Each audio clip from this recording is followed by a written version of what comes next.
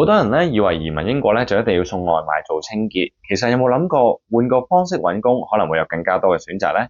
今集就講你知邊啲行業多人請，真正提升你揾工嘅機會。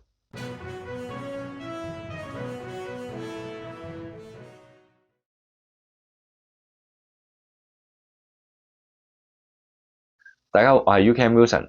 好多家庭咧都會問啦，去到英國會唔會揾唔到工呢？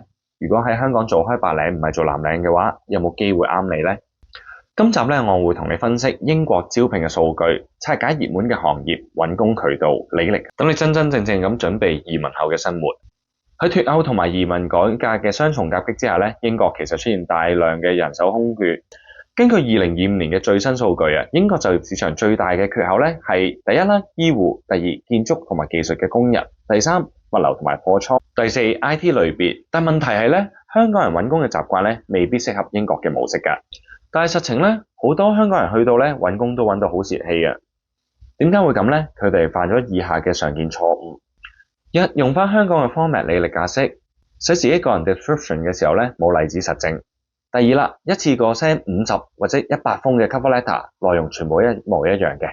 其次咧就係面試語言準備不足。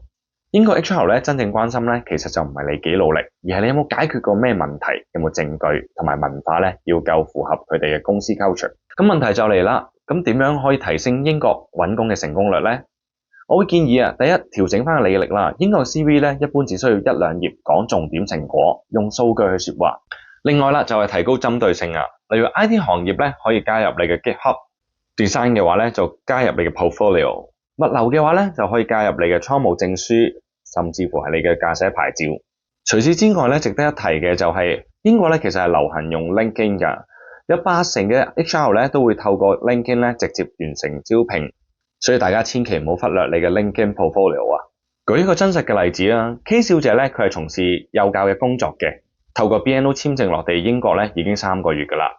前後咧已經 send 到超過300封 CV 出去㗎啦，而我哋都好肯定啊，以 K 小姐嘅學歷同埋經驗嘅話咧，絕對勝任所應徵嘅工作㗎。